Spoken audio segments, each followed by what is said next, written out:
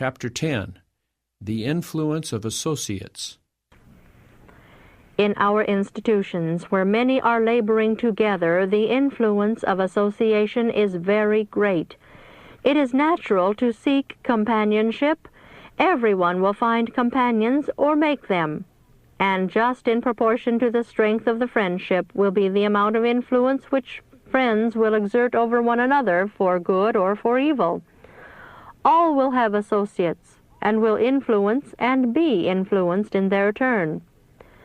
The link is a mysterious one which binds human hearts together so that the feelings, tastes, and principles of two individuals are closely blended. One catches the spirit and copies the ways and acts of the other. As wax retains the figure of the seal, so the mind retains the impression produced by intercourse and association. The influence may be unconscious, yet it is no less powerful. If the youth could be persuaded to associate with the pure, the thoughtful, and the amiable, the effect would be the most salutary. If choice is made of companions who fear the Lord, the influence will lead to truth, to duty, and to holiness. A truly Christian life is a power for good, but, on the other hand, those who associate with men and women of questionable morals, of bad principles and practices, will soon be walking in the same path. The tendencies of the natural heart are downward. He who associates with the skeptic will soon become skeptical. He who chooses the companionship of the vile will most assuredly become vile. To walk in the counsel of the ungodly is the first step toward standing in the way of sinners and sitting in the seat of the scornful. Let all who would form a right character choose associates who are of a serious, thoughtful turn of mind and who are religiously inclined. Those who have counted the cost and wish to build for eternity must put good material into their building. If they accept of rotten timbers, if they are content with deficiencies of character, the building is doomed to ruin. Let all take heed how they build. The storm of temptation will sweep over the building, and unless it is firmly and faithfully constructed, it will not stand the test. A good name is more precious than gold. There is an inclination with the youth to associate with those who are inferior in mind and in morals. What real happiness can a young person expect from a voluntary connection with persons who have a low standard of thoughts, feelings, and deportment? Some are debased in taste and depraved in habits, and all who choose such companions will follow their example. We are living in times of peril that should cause the hearts of all to fear. We see the minds of many wandering through the mazes of skepticism. The causes of this are ignorance, pride, and a defective character. Humility is a hard lesson for fallen man to learn. There is something in the human heart which rises in opposition to revealed truth on subjects connected with God and sinners, the transgression of the divine law, and pardon through Christ. My brethren and sisters, old and young, when you have an hour of leisure, open the Bible and store the mind with its precious truths. When engaged in labor, guard the mind. Keep it stayed upon God. Talk less and meditate more. Remember, every idle word that man shall speak, they shall give account thereof in the day of judgment. Let your words be select. This will close a door against the adversary of souls. Let your day be entered upon with prayer. Work as in God's sight. His angels are ever by your side, making a record of your words, your deportment, and the manner in which your work is done. If you turn from good counsel and choose to associate with those who you have reason to suspect are not religiously inclined, although they profess to be Christians, you will soon become like them. You place yourself in the way of temptation, on Satan's battleground, and will, unless constantly guarded, be overcome by his devices. There are persons who have for some time made a profession of religion, who are to all intents and purposes without God and without a sensitive conscience. They are vain and trifling, their conversation is of a low order. Courtship and marriage occupy the mind to the exclusion of higher and nobler thoughts. The associations chosen by the workers are determining their destiny for this world and the next. Some who were once conscientious and faithful have sadly changed. They have disconnected from God, and Satan has allured them to his side. They are now irreligious and irreverent, and they have an influence upon others who are easily molded. Evil associations are deteriorating character. Principle is being undermined. He that walketh with wise men shall be wise, but a companion of fools shall be destroyed.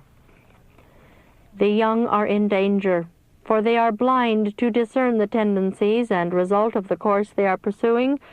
Many of them are engaged in flirtation. They seem to be infatuated.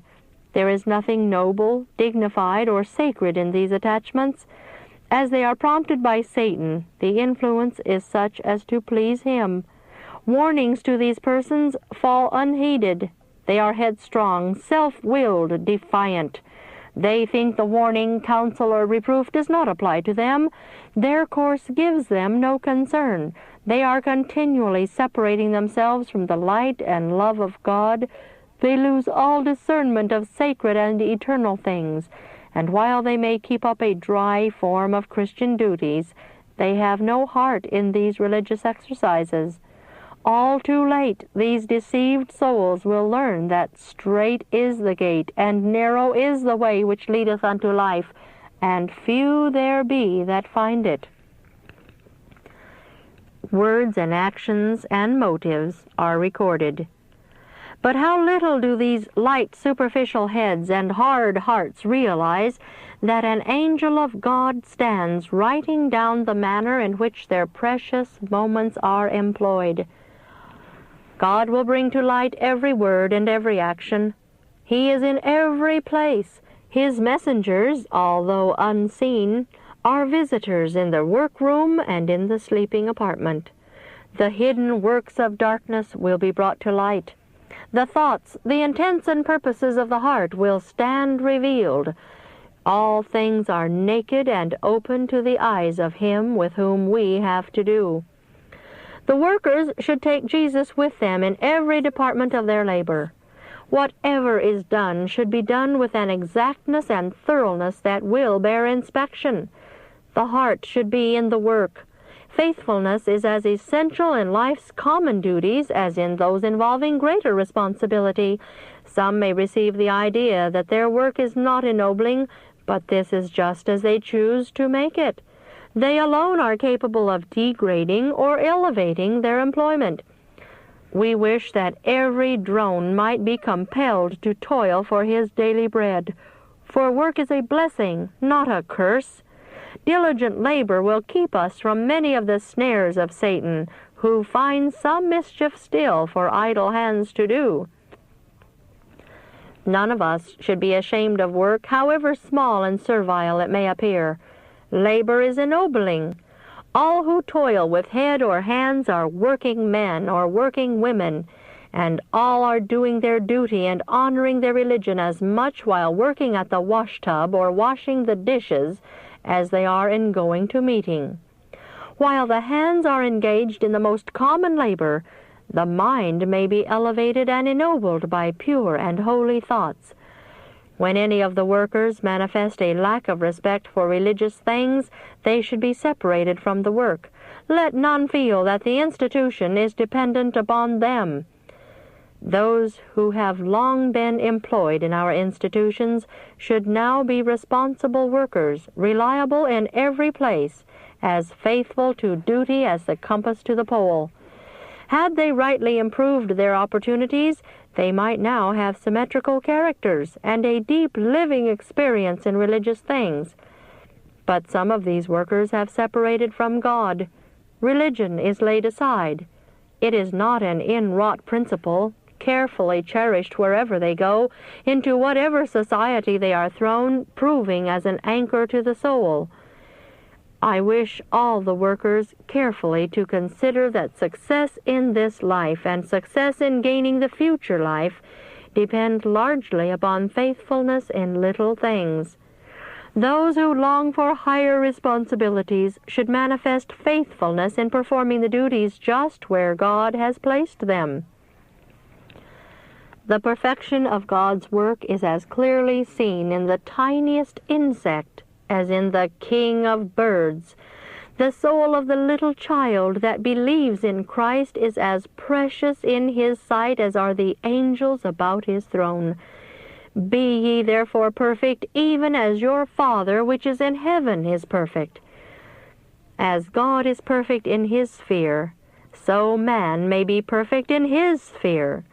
Whatever the hand finds to do should be done with thoroughness and dispatch. Faithfulness and integrity in little things, the performance of little duties and little deeds of kindness, will cheer and gladden the pathway of life. And when our work on earth is ended, every one of the little duties performed with fidelity will be treasured as a precious gem before God.